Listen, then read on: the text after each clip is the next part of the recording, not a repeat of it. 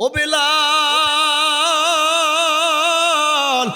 ৬টি মাস হয়ে গেল নবী এতিম করে চলে গেছে আমাদের কি এই ৬ মাসে একবার তুমি মসজিদে নববীতে আযান দাও নাই তোমার আযান শোনার জন্য মদিনার মানুষগুলা পাগল ও বেলাল তুমি চলো তোমাকে নিয়ে মসজিদে নববীতে আযান দেব ওমরের কথা শোনার পর বেলাল রাদিয়াল্লাহু তাআলা আনহু চোখের পানি ছাইরা বলে ও পয়গম্বরের খলিফা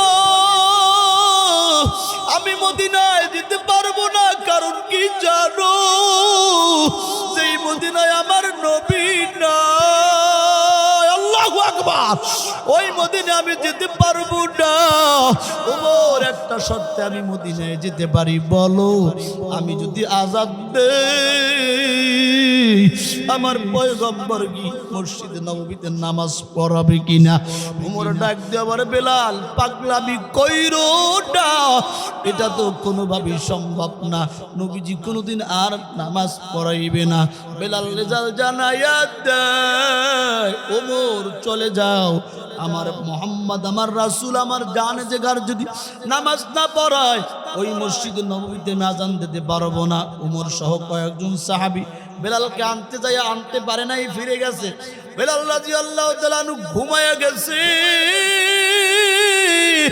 স্বপ্নের মাধ্যমে মুহাম্মদুর রাসূলুল্লাহ আল্লাহু আকবার স্বপ্নের মাধ্যমে আমার রাসূল বেলালের ঘুমের মধ্যে স্বপ্নে হাজির আমার পয়গম্বর ডাক দিয়ে বলে বেলাল এত নিষ্ঠুর কেমনে হলি ৬টা মাস হয়ে গেল কত মানুষ আমি নবীর রওজার পাশে দাঁড়াইলো একটা বারো কি আমার কথা তোর মনে পড়ে নাই কেমন ভালোবাসা আমাকে বাস বেলালের ঘুম ভাঙ্গে গেছে নবী মনে হয় কষ্ট পেয়েছেন বেলাল চিৎকার মারতে মারতে ঘুম থেকে উঠছে ওইটা স্ত্রী সন্তানদেরকে বলো রেডি হও আর এই জায়গায় থাকা যাবে না মদিনায় যেতে হবে নবীজি রাগ হয়ে গেছে কষ্ট পেয়েছে এবার বেলাল রাদিয়াল্লাহু তাআলা স্ত্রী পুত্র সবাইকে নিয়ে মদিনায় রওনা মদিনায় যাওয়ার পর মসজিদে নববীতে আযান শুরু করে দিয়েছে আযানের আওয়াজ মদিনার অলি গলি শহর গ্রামগঞ্জে সব জায়গায় ছড়িয়ে গেছে যেই কৃষকগুলা কাজ করতেছিল বেলালের আযান শুনে কাজ বন্ধ করে দিয়েছে যেই মা বোনেরা রান্না করতেছিল বেলালের আওয়াজ শুনে রান্না বন্ধ করে দিয়েছে অর্থাৎ যেই কাজের মধ্যে ছিল বেলালের আযান শুনে সবাই কাজ বন্ধ করে মসজিদে নববীর দিকে দৌড় মারছে বেলাল যেহেতু আযান দিয়েছে আমার মায়ার নবীও মনে হয় মদিনা হাজির বেলাল আযান দিতে দিতে যখন শব্দ উচ্চারণ করলো আশহাদু আন্না মুহাম্মাদার রাসূলুল্লাহ এই শব্দ একবার উচ্চারণ করার সঙ্গে সঙ্গে বেলাল রাদিয়াল্লাহু তাআলা বেহুশ হয়ে জমিনে পড়ে যায় কিছুক্ষণ পর হুশ আসার পর সাহাবীরা প্রশ্ন করলে বেলাল কত শত শতবার তুমি এইখানে দাঁড়াই আযান দিছো আশহাদু আন্না মুহাম্মাদুর রাসূলুল্লাহ বলছো কখনো তোমাকে বেহুশ হয়ে পড়ে যেতে দেখি নাই আজকে কেন বেহুশ হয়ে পড়ে গেলা বেলাল ডাক দিয়া বলে ও নবীর সাহাবীরা এটাই তো আমি বুঝাইতে পারবো না আল্লাহর উপর ঈমান আনার কারণে নবীকে ভালোবাসার কারণে উমাইয়া বিন খালদ কত নির্যাতন করেছে কিন্তু এই মধু আর স্বাদ পাওয়ার কারণে আমি নবীর প্রেমে পড়ার কারণে আল্লাহর উপর ঈমান আনার কারণে আমি জবান দিয়া আহাদ আহাদ বন্ধ করি নাই আমি যখন বলছি আশহাদু আন্না মুহাম্মাদুর রাসূলুল্লাহ আমার মনে পড়ছে এখন তো আর নবী আসবে না আমি তো একামত দেব না আমার নবী তো আর নামাজ পড়াইবে না মুসলমান ইমানদার বলে জবান দিয়া আল্লাহ আল্লাহ বললেই হবে না এটার উপর ইস্তেকামাত থাকতে হবে মৃত্যু পর্যন্ত মুহাম্মাদিন আকর কুফর কো মিটায়া मोहम्मद ने आकर कुफर को मिटाया कुफ्र को मिटा कर सदाकत बताया बलगल उला बिकमालिही हसनतु जमीउ खसालिही सल्लु अलैहि। বলেন তো আপনাকে আমাকে সৃষ্টি করেছেন কে? মুসলমানের মতো আওয়াজ দিতে হবে কি? এখনো সবাই জবান খুলে বলেন কি? আপনার আমার জবানে ভাষা দান করেছেন কি? আল্লাহর দেওয়া জবান দিয়া জিহ্বা লড়াইয়া আল্লাহর নামের জিকির করা যাবেনি? কি বলেন যাবে? আস্তে না জোরে? যুবক ভাইরা আমার, বৃদ্ধ বাবাজিরা আমার, একটা জবান বন্ধ রাখা যাবে না। আল্লাহর দেওয়া জবান দিয়া জিহ্বা লড়াইয়া আওয়াজ করে জিকির করি লা ইলাহা লা ইলাহা ইল্লাল্লাহ লা ইলাহা ইল্লাল্লাহ লা ইলাহা। আওয়াজ আসতেছে না জোরে? লা ইলাহা লা ইলাহা ইল্লাল্লাহ লা ইলাহা ইল্লাল্লাহ লা ইলাহা লা ইলাহা ইল্লাল্লাহ লা ইলাহা ইল্লাল্লাহ লা ইলাহা ইল্লাল্লাহ লা ইলাহা।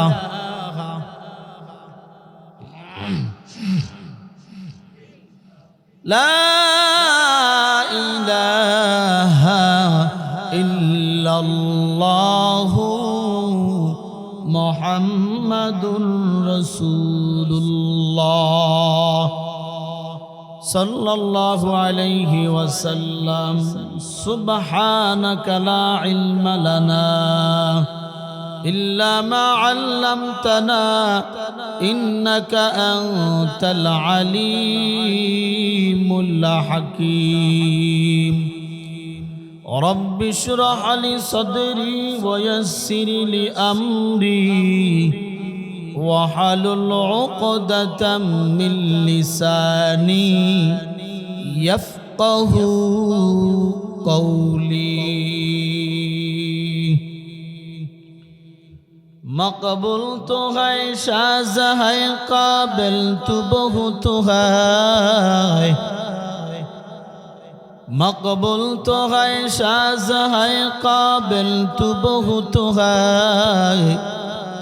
ऐ नाक मनंदे तो नहीं दिल तो बहुत है। ऐ नाक मनंदे तो नहीं दिल तो बहुत है। ऐ बंदे खुदा चाहोगर उनकी मुलाकात। ऐ बंदे खुदा चाहोगर उनकी मुलाकात। जल्दी से या कोई बैठे सुनो हजरत की नसीहत। जल्दी से या कोई बैठे सुनो हजरत की नसीहत। दुनिया में हो दुनिया का तलबगार नहीं हो। दुनिया में हो दुनिया का तलबगार नहीं हो। बाजार से गुजर हो खरीदार नहीं हो। बाजार से गुजर हो खरीदार नहीं हो। कोथा থেকে আগমন কোথা যেতে হবে রে কে আনিল কি কারণে জানা নাই রে। ভবেতে নদী পথে নৌকা চালাও ওহে মাঝি ভাই।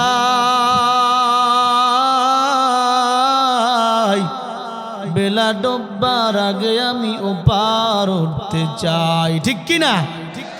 ডুবে গেলে বেলারে আর উঠে না। ভেঙে গেলে মেলা রে সে তো আর জমে না, এমনি করে সঙ্গ হবে।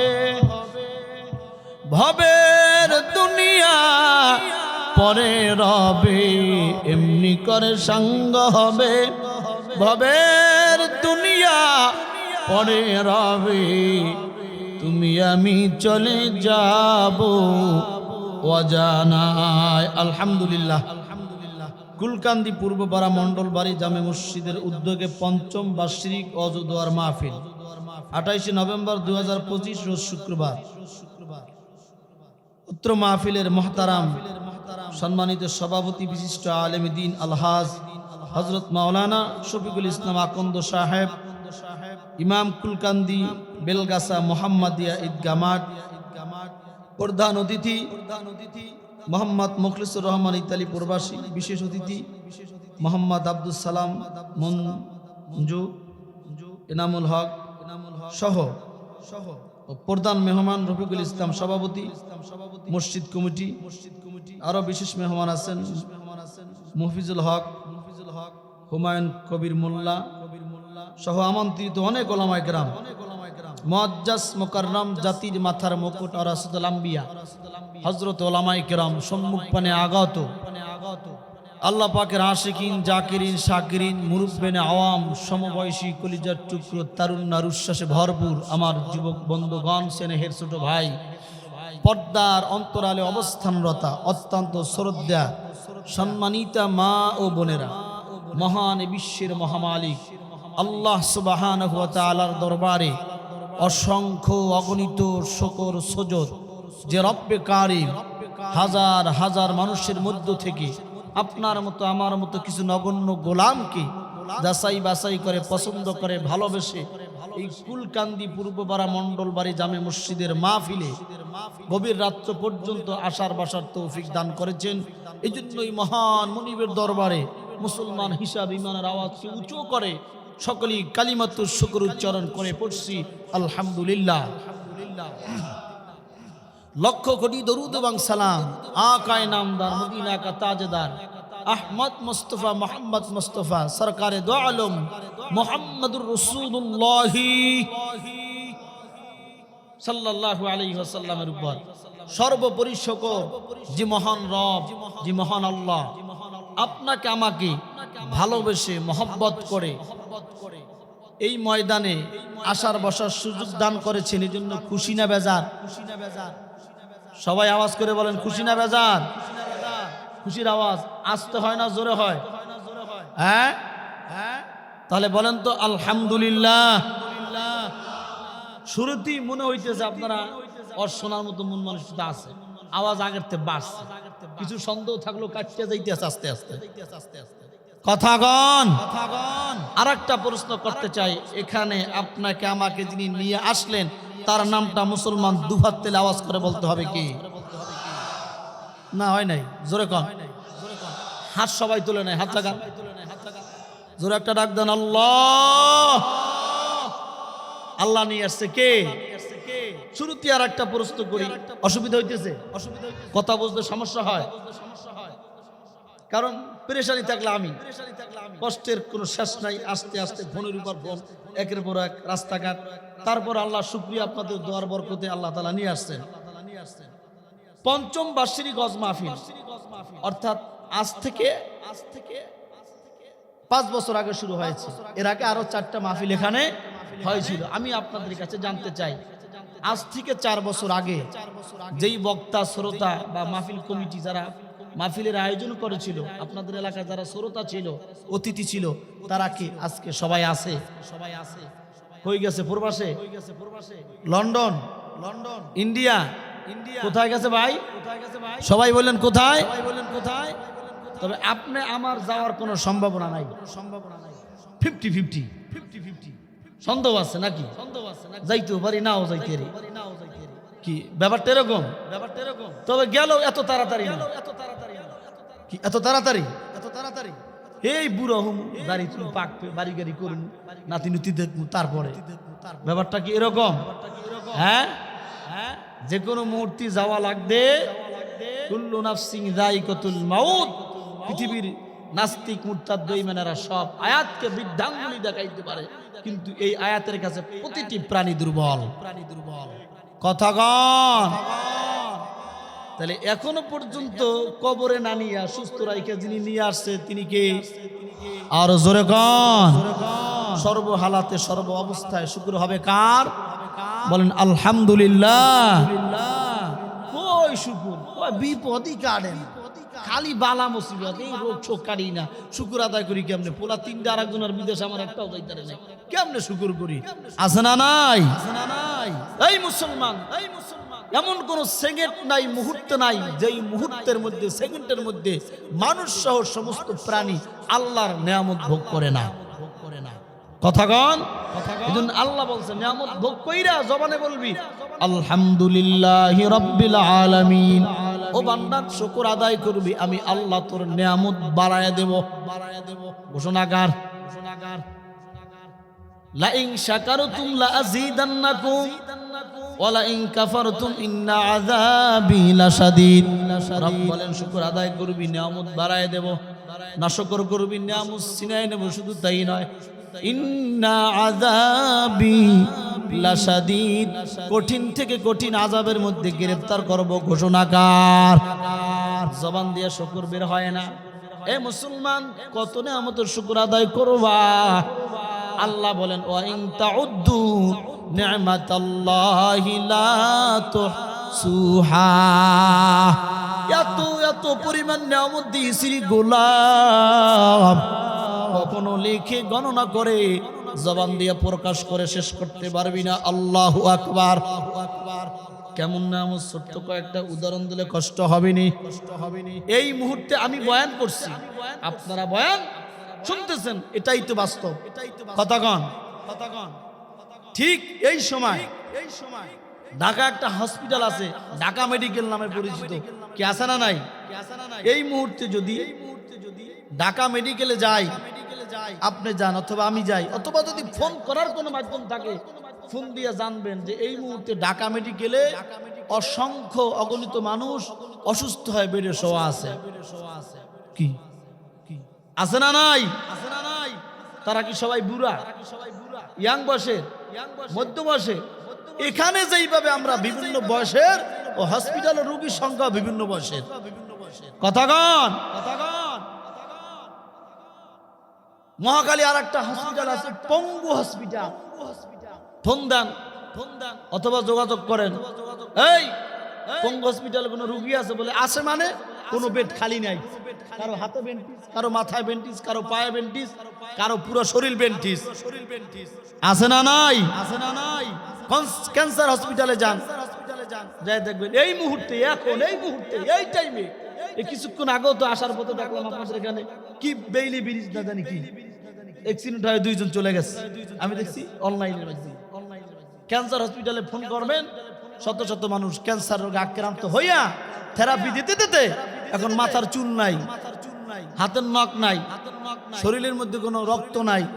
আছে না নাই? এখন আমি আপনাদের কাছে জানতে চাই, আল্লাহ পাক যদি আপনাকে আমাকে হসপিটালে পাঠাইতে চায়, মোটামুটি কয় বছর সময় লাগবে? কথা কয় না?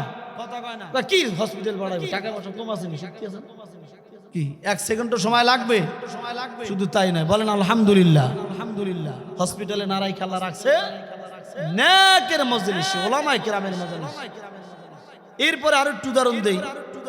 জন্মের পরে আমি যখন ভালো মন্দ বোঝা শুরু করেছি, আমি এরকম অনেক মানুষ দেখেছি মায়ের পেট থেকে জন্মই হয়েছে অন্ধ, দুটো চোখ নাই। আছে না নাই? আজও পর্যন্ত চক্ষু দিয়ে দেখতে পারে নাই আসমান কেমন, জমিন কেমন, গাছ কেমন, মা কেমন, বাবা কেমন। মায়ের পেট থেকে অন্ধ জন্ম হয়েছে। আছে না নাই? মায়ের পেট থেকে জন্ম হয়েছে বোবা, জিহ্বা লড়াইয়া কথা বলতে পারে।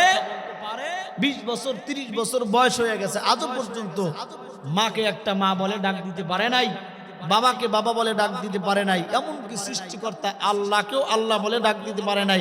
এরকম বোবা বান্দাও আপনাদের এই এলাকায় আসেনি? কি ভাই আছে? মায়ের পেট থেকে জন্ম হয়েছে লুলা, দুটো হাত নাই, দুটো পাও নাই, কিন্তু আল্লাহ তাআলা আপনাকে বোবা বানায় নাই, অন্ধ বানায় নাই, অঙ্গহানি বানায় নাই, সুস্থ করে বানাইছে কে? কোনদিন কি বলছি আল্লাহ চক্ষু দান কইরো, জিহ্বা দান কইরো, হাত দান কইরো? কি কখনো বলছি? দিছে কে? জোরে কোন? আর একটু সামনে বাড়া, 20-30 বছর বয়স, হাত ছিল, চোখ ছিল, নাক ছিল, কান ছিল, মাথা ছিল, হঠাৎ করে এখান থেকে ঢাকা রওনা করছে, পথিমধ্যে অ্যাক্সিডেন্ট করে দুটো হাত পড়ে গেছে। এরকম লোক আসেনি বাংলাদেশে? কথা বলেন আসেনি? রওনা করছে ঢাকা, অ্যাক্সিডেন্ট করে চোখ দুইটা অন্ধ হয়ে গেছে, আসেনি? বলেন সব দিক থেকে নিরাপদ কইরা সুস্থ রাইখা এখন এই ময়দানে যিনি বসায় রাখছে তিনি কে? বলেন কে? আল্লাহ কি আর একটা ডাক দেওয়া যাবে না? আল্লাহ। এই জন্য সর্বহালাতে সর্ব অবস্থায় শুকর করতে হবে একজন, আর তিনি কে? ও ভাই, হাত আছে তো হাতের দাম নাই, পা আছে তো পায়ের দাম নাই, চক্ষু আছে তো চোখের দাম নাই। এই পৃথিবীতে যার চক্ষু নাই তাকে জিজ্ঞাসা করেন তোমার কাছে পৃথিবীর কি দামি? কবি চোখই দামি। যার জবান নাই সে বলবে আমার জবানই দামি। যার হাত নাই সে বলবে আমার হাতই দামি। এই জন্য মাঝে মাঝে যারা পঙ্গু, অসহায়, তাদের সাথে কথা বলবেন, হালাত জিজ্ঞাসা করবেন। মাঝে মাঝে কবরস্থানে যাইবেন যে কারা ঘুমান্ত কবরে, যে এই এলাকার মানুষেরাই। কথা কন ঠিক না ঠিক?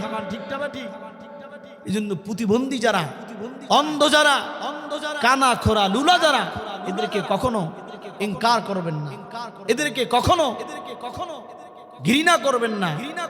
ওরে দেখে আপনি শুকর আদায় করবেন যে মালিক আমাকে সুস্থ রেখেছেন, আলহামদুলিল্লাহ। ঠিক না বা ঠিক?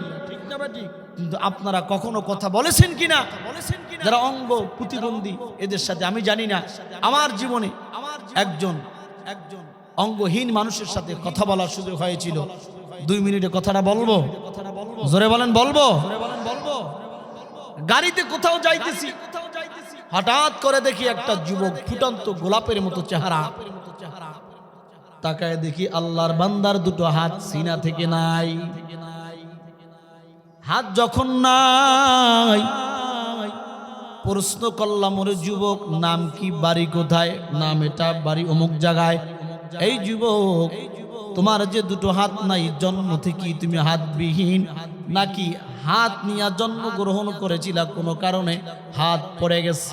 প্রশ্ন করতে দেরি হয়, আল্লাহর বান্দার যুবকের চক্ষু বেয়ে বেয়ে পানি পড়া শুরু হয়ে গেছে। যুবককে প্রশ্ন করলাম, যুবক তোমাকে তো কানতে বলি নাই, হাত কেন নাই জানতে চাই যে তুমি উত্তর না দিয়া কেন কান্না করতেছ? আল্লাহর বান্দা যুবক চোখের পানি ছেড়ে দিয়ে বলে, হুজুর মায়ের পেট থেকে হাত নিয়ে জন্মগ্রহণ করেছিলাম, ভাগ্যের নির্মম পরিহাস। স্কুলে পড়ি বন্ধু বান্ধবের সাথে, স্কুলের ছাদে গিয়েছিলাম, খেলা করতে করতে স্কুলের পাশেই ছিল বড় একটা তারের গাছ, খাম্বা, কারেন্টের গাছ। আমার হাতটা যখন কারেন্টের তারের সাথে লেগে যায়, হুজুর হাত দুইটা আগুনে জ্বলছে যায়, পুড়ে যায়। হসপিটাল নেওয়ার পর ডাক্তাররা জানায় দেয়, যুবককে যদি বাঁচাইতে হয় হাত দুইটা ডানা থেকে কেটে ফেলতে হবে। হুজুর ওই দিন থেকে আমি হাতবিহীন হয়ে গেছি। প্রশ্ন করলাম, যুবক হাতবিহীন তো মানুষ চলতে খুব কষ্ট হয়, বিশেষ করে খাবার খাইতে কষ্ট হয়। তোমার কি পেটে ক্ষুধা হয় না? তোমার কি খাবার খাইতে মন চায় না? কিভাবে তুমি খাও? এই কথা বলার সঙ্গে সঙ্গে যুবকের কান্নার উপরে যায়। যুবক ডাক দিয়ে বলে, হুজুর যখন আমার হাত ছিল, যেটা খাইতে মন চাইছে আমি খেয়েছি, এখন পেটের মধ্যে প্রচন্ড ক্ষুধা হয়, খাবার সামনে নিয়ে চোখের পানি সারা সারা আমার কোনো উপায় নাই। হুজুর মাঝে মধ্যে পেটে এমন প্রচন্ড ক্ষুধা হয়, জনম দুঃখিনী মা ঘরের বাইরে কাজে ব্যস্ত থাকে। মাকে ডাক দিয়ে বলি, মা পেটের মধ্যে ক্ষুধা লেগেছে, খাওন দাও। মাকে যখন আগে এই কথা বলতাম, মা বলতো, বাবা খানাডুলির মধ্যে খাবার আছে, হাত দিয়া নিয়ে খা। আর এখন মাকে যদি বলি, মা গো পেটের মধ্যে প্রচন্ড ক্ষুধা, খাবার দাও। মা ডাক দিয়ে বলে, আব্বু একটু অপেক্ষা কর, একটু সময় আমাকে দে, আমি হাতের কাজটা সাইরা তোকে খাবার দিতেছি। খাবার সামনে থাকতেও খাইতে পারি না, আমার ভাগ্যে নাই। এ মুসলমান, বলো এরকম মানুষ সমাজে আছে না নাই? আসার পথেও কিছুক্ষণ আগে রাস্তা দিয়ে পার হয়, গাড়ি হঠাৎ স্লো হয়ে গেছে। ব্যাপার কি? 12-13 বছরের একটা যুবক হবে, কিশোর হবে, হাঁটতে পারে না, হাত আর পাও দিয়া এইভাবে হেঁটে হেঁটে যাইতেছে, রাস্তা পার হইতেছে। শুকুর আদায় করলাম, ওরে দয়ার মালিক, অঙ্গহীন বানাও নাই, বোবা বানাও নাই, অন্ধ বানাও নাই, তোমার শুকুর আদায় করার কোনো ভাষা নাই। মুসলমান, আরো একটা বাস্তব ঘটনা বলি, কারণ কি জানেন, বাস্তবতা দিয়ে উদাহরণ দিলে মানুষের বুঝতে সহজ হয়। আপনারা কি শুনতে চান কি চান না? ভাইরা আমার, কয়েকদিন আগে আমার শুক্রবার দিন নেত্রকোনা পূর্বতলা আমার মাহফিল, জুমা পড়িয়ে রওনা করেছি। খাবার খাওয়ার সুযোগ হয়েছে হোটেলে, আমার মসজিদের পাশে একটা হোটেল। খাবার সামনে নিয়ে বসেছি, কিছুক্ষণ পর একজন আল্লাহর বান্দা, মাথায় টুপি, গায়ের মধ্যে পাঞ্জাবি, হোটেলের মালিক আল্লাহর বান্দাকে ভালো করে চিনি। দেখতে বলে, হাবেজ সাহেব কি খাইবেন, বসেন। আমার কাছেই বসলো। দোকানদার সম্বোধন করছে হাবেজ সাহেব। চেহারার দিকে তাকাইলাম, তাকায় দেখি মাথার মধ্যে টুপি, গায়ের মধ্যে পাঞ্জাবি, চেহারাটা ফুটন্ত গোলাপের মতো নূর চমকায়, কিন্তু অন্ধ, দুটো চোখ নাই। প্রশ্ন করলাম, হাবেজ সাহেব আপনার তো চক্ষু নাই, জন্ম থেকে কি এই অবস্থা? বলে, হ্যাঁ হুজুর, জন্ম থেকে আমি মায়ের পেট থেকে অন্ধ হয়ে জন্ম হয়েছি। প্রশ্ন করলাম, ও আল্লাহর বান্দা, হাবেজ সাহেব বললে, আপনাকে সম্বোধন করা হলো। আল্লাহর কালাম মুখস্থ করা ভাগ্যের ব্যাপার। লক্ষ লক্ষ কোটি কোটি মানুষ, সবার সিনার মধ্যে কোরআন ঢোকে না। হাজার হাজার চক্ষুওয়ালা মানুষ কোরআন পড়তেই পারে না, আছে না নাই? ও আল্লাহর বান্দা, আপনার তো চক্ষু নাই, কেমনে আপনি কোরআন মুখস্থ করলেন, কিভাবে সম্ভব হইল? ডাক দিয়ে বলে, হুজুর, আমি আমার মায়ের মুখ থেকে কোরআন শুনে শুনে মুখস্থ করে ফেলেছি। আরো জোরে বলেন, আরো জোরে বলেন। প্রশ্ন করলাম, হাবেজ সাহেব আপনার তো চক্ষু নাই, তো আপনি অন্ধ, দুনিয়ার কোনো আলো বাতাস দেখতে পারেন না, চন্দ্র কেমন, সূর্য কেমন, ফল কেমন, খাবার কেমন, মা কেমন, বাবা কেমন, চক্ষু দিয়ে দেখতে পারেন না, আপনি যে অন্ধ, আপনার কি কোনো সময় আল্লাহর উপর অভিযোগ ওঠে না? আল্লাহ আমাকে কেন অন্ধ বানাইলো, এটা কি কখনো মনের মধ্যে জাগে না? আল্লাহর বান্দা এমন জবাব দেয়, আশ্চর্য হয়ে যায়। আল্লাহর বান্দা বলে, হুজুর, আমার যে চক্ষু নাই, চক্ষু না থাকার কারণে আল্লাহর কাছে আমার কোনো অভিযোগ নাই, কারণ আমি আল্লাহর কাছে আরো শুকর আদায় করি, ও মালিক তুমি চক্ষু দাও নাই, আমার কোনো অভিযোগ নাই। বললাম, আল্লাহর বান্দা চক্ষু না থাকলে তো অভিযোগ হওয়ার কথা, শুকর কেন? ও বান্দা, শুকর আদায় করতে চাও না? হাবেজ সাহেব ডাক দিয়ে বলে, হুজুর, চোখে তো দেখি না, মোবাইলে আপনাদের মতো বক্তাদের বয়ান শুনেছি, চক্ষুওয়ালা হাজার হাজার মানুষ চোখ থাকার কারণে জাহান্নামে চলে যাবে। চক্ষুওয়ালা হাজার হাজার মানুষ শুধু চোখের গুনার কারণে জাহান্নামে চলে যাবে। হুজুর, আমার চক্ষু নাই তো কোনোদিন বেগানার দিকে তাকাইতে পারি না। হুজুর, আমার চক্ষু নাই, কোনোদিন আমি অশ্লীল ভিডিও মোবাইলের মধ্যে দেখতে পারি না। হুজুর, আমার চক্ষু নাই, মানুষকে কোনোদিন ঠকাইতে পারি না। হুজুর, আমার চক্ষু নাই, ব্যবসা করলেও মানুষকে ওজনে কম দিতে পারি না। কারণ কি? চোখ নাই। আল্লাহর কাছে শুকর আদায় করি, আল্লাহ চোখ না থাইকা ভালো হয়েছে, আমার কোনো গুনাহ নাই, আমি নিষ্পাপ। আল্লাহু আকবার। কারণ চোখ হলো হাজার হাজার মানুষ চোখের কারণে জাহান্নামে চলে যাবে বলে কেমনে? আপনি আমি যত গুনাহ করি, গুনাহ করার মূল আকর্ষণ হলো চক্ষু। চক্ষু দিয়ে একজন বেগানা নারীর দিকে তাকাইছে, ভালো লেগে গেছে, অন্তরে কলবের মধ্যে ভালো লাগা ভালোবাসা তৈরি হয় আগে চক্ষু দিয়ে দেখার কারণে। কথা বলেন ঠিক না বেঠিক? যত দুর্ঘটনা আকাম কুকাম সব চক্ষু দিয়ে না দেখার কারণে, না দেখলে করতে পারে না। ও বান্দা, ভালো কাজ যত করবা চক্ষু দিয়ে দেখা লাগে, অন্যায় কাজ যত করবা চক্ষু না দিয়া দেখলে করা যায় না। এই জন্য আল্লাহর বান্দা ডাক দিয়ে বলে, হুজুর চক্ষু নাই তো কোনো আল্লাহর কাছে আমার অভিযোগ নাই, কারণ চোখ না থাকার কারণে আমি জান্নাতে চলে যাব। আর চৌকলারা চোখ দিয়া দেইখা দেইখা মানুষকে কেমনে ঠগাবে, মানুষকে কেমনে মারবে, কেমনে ধরবে। নাচ গান সিনেমা বিসিআর সব চক্ষু দিয়া দেখে আর কলবের মধ্যে কল্পনা জল্পনা করে। ঠিক না বেঠিক?